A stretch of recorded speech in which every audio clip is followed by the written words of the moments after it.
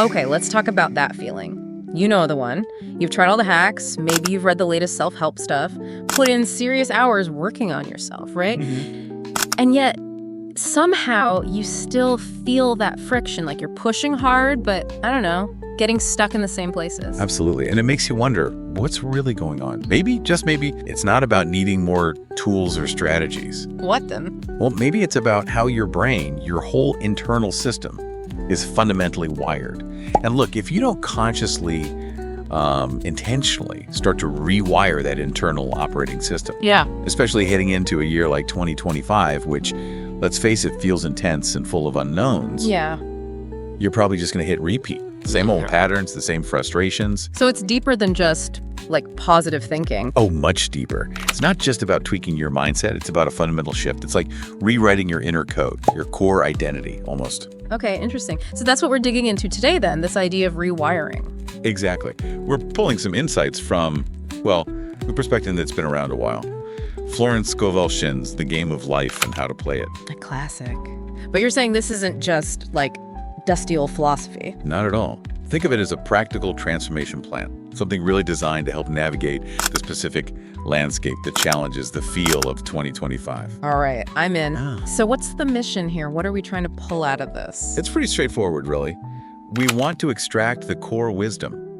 How do you actually find focus when, everything is pulling at your attention? Okay. What are the actual rules, if you like, of this game we're all playing? How do you conquer that fear that can just paralyze you? That's a big one. Definitely.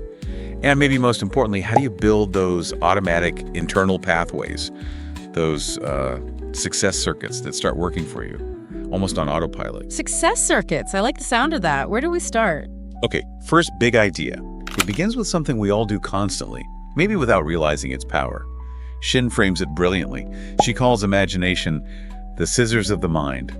The scissors of the mind. Explain that. Think about it. Your imagination is constantly cutting out images, scenarios, possibilities, and those internal pictures. They're actively shaping your outer reality. What you focus on inside gets cut out and appears outside. Okay, so why is mastering this so critical now for 2025 specifically? Well, just look around. The sheer volume of digital noise, right? The constant comparison culture on social media, the flood of AI-generated content. It's overwhelming. Yeah, it's a lot. And if you're not consciously directing those scissors, guess what?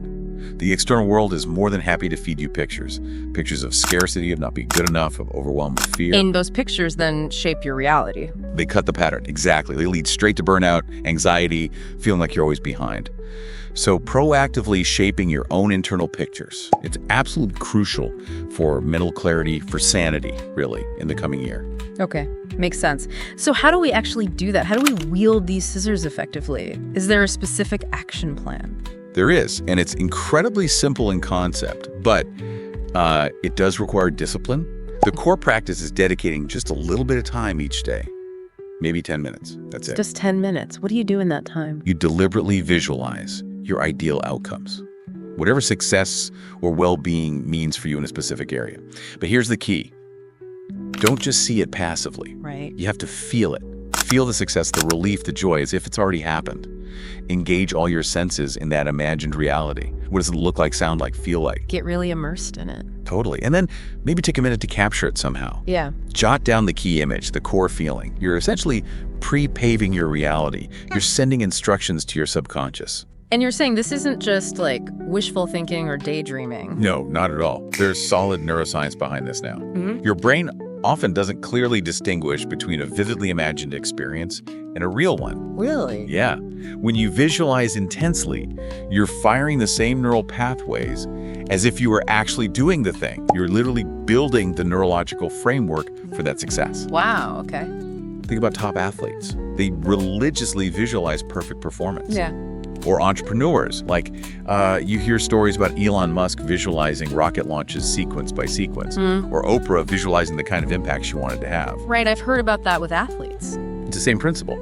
So for 2025, this could look like, say, a founder intensely visualizing their new product, getting amazing reviews and strong sales before it even launches.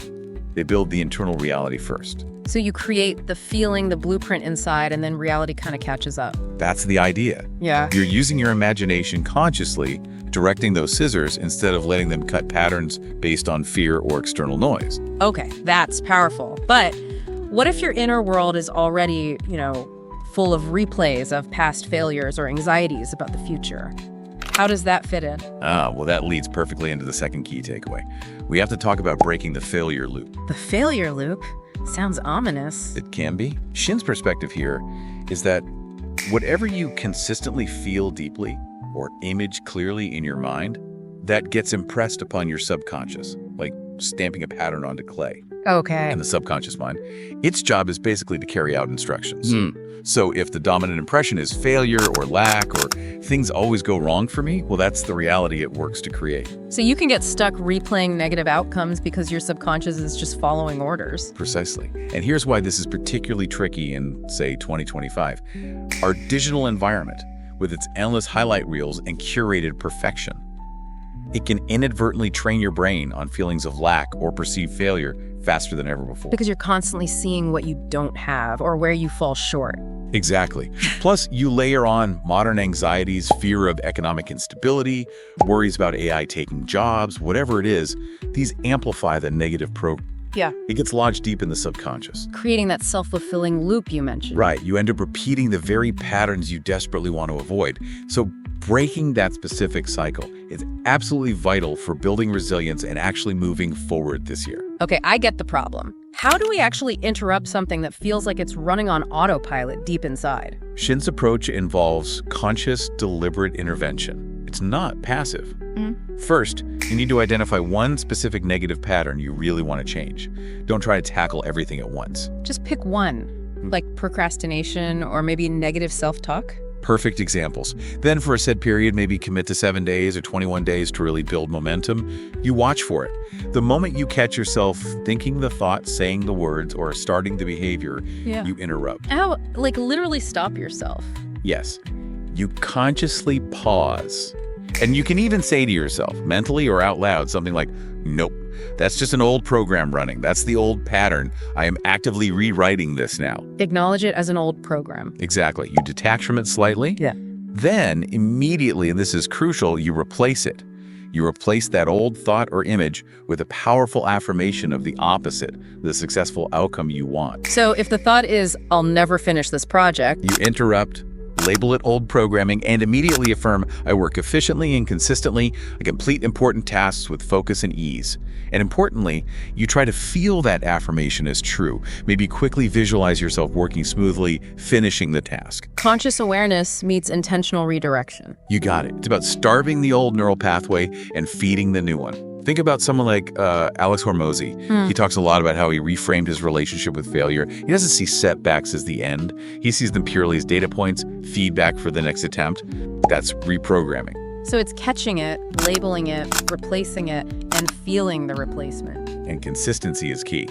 Doing it once is good. Doing it every time you catch the pattern for a few weeks. That starts to carve new grooves in the brain. That starts to overwrite the old subconscious directive. That definitely takes conscious effort and discipline, but I can see how it could break a long-standing loop. It absolutely can. And, this idea of consciously directing your inner state connects really well to the third big idea we wanted to explore. Okay, what's that? It's about activating what you might call your inner CEO mode. Shinn often framed life not as this grim, constant struggle or battle. Which is how it can feel sometimes. Totally. Yeah. But she framed it more as a game with specific rules or principles. And if you understand and apply these principles, you can play the game successfully. You navigate it more effectively. Playing the game instead of battling life. I like that framing. What's a key principle here for activating the CEO? Well, one aspect relates directly to what we just discussed, conscious choice versus reaction, especially in decision-making. And why is this critical for 2025? Tell me. Because the pace of change is just relentless. Technology, economy, social shifts, it's a lot. And when things feel uncertain or overwhelming, our default human tendency is often to react from fear. The fight or flight response. Exactly. That primitive part of the brain takes over. We make impulsive decisions, we shut down possibilities, we resist change out of anxiety. That's not CEO mode, that's survival mode. And survival mode isn't great for long-term success or strategic thinking. Not usually, no. Succeeding in this complex environment requires engaging the more evolved part of your brain, The prefrontal cortex, that's your inner CEO. It handles rational thought, long-term planning, strategic decision-making. It allows you to act based on opportunity and principle, not just react based on fear. Okay, so how do we consciously flip that switch? How do we move from reactive fear to proactive CEO, especially when facing a big, maybe scary decision? The simplest, yet most powerful technique is the conscious pause. Before you make a significant decision, particularly one that feels loaded with emotion, anxiety, or pressure, just stand fall. Just stop. Literally just pause. Yes. Give yourself 60 seconds. Seriously, just 1 minute. Take 3 slow, deep breaths to calm your nervous system. Then ask yourself a direct question. Is this decision really coming from a place of fear, or is it coming from a place of opportunity and potential? Fear versus opportunity. That's a clear distinction. It helps clarify the motivation. And maybe, in that pause, quickly visualize the best possible outcome if you proceed from opportunity, and maybe acknowledge the worst-case fear scenario. Often seeing it clearly diminishes its power. So the pause creates space to choose consciously instead of reacting blindly. Precisely. You're interrupting the reactive pattern again, just like with the failure loop. You're shifting from the amygdala, the fear center, to the prefrontal cortex, the CEO suite. Can you give an example? Think about legendary investors like Warren Buffett. They don't panic sell during every market dip purely out of fear. They operate from core principles, they assess rationally, they wait for genuine opportunities aligned with their strategy. That's CEO mode. Right, they're playing the long game. Exactly. Or, closer to home for many in 2025, consider a professional facing new AI tools that feel threatening. The fear reaction might be to resist, ignore, or complain. Yeah, I can see that happening. The CEO approach. Pause. Acknowledge the fear. Okay, this feels uncertain. Ask. Is there an opportunity here if I learn to leverage this? Visualize strategically integrating the tool to enhance their work, save time, create new value. They make a conscious decision from that place of potential, not just fear. It's about moving from being like a pawn pushed around by circumstances to being the player who understands the game and makes strategic moves. That's a perfect way to put it. It's about reclaiming your agency by managing your internal state before you act. Okay, this is really powerful stuff. So, bringing these threads together, if you're out there feeling stuck, maybe frustrated that your efforts aren't paying off the way you hoped, the message here isn't that you're broken or doing it wrong necessarily. It's more that perhaps you're running on an internal operating system, an internal wiring that was maybe suited for yesterday, but not optimized for the demands and opportunities of today, especially looking ahead to 2025. Exactly right. Yeah. Success, fulfillment, resilience in this next chapter. Yeah. It seems less about battling external circumstances harder and more about mastering that inner game first. It's an inside-out job. So it really boils down to that intentional rewiring we talked about at the start. Yeah, absolutely. By consciously directing your imagination, using those scissors of the mind to cut out the reality you want. By actively interrupting and rewriting those old, ingrained subconscious failure loops.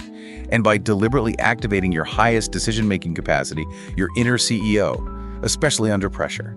It sounds like a form of self-mastery, really. Timeless wisdom, but applied very practically for the modern age. That's exactly what it is. Taking control of the inner world to navigate the outer world more effectively. Powerful.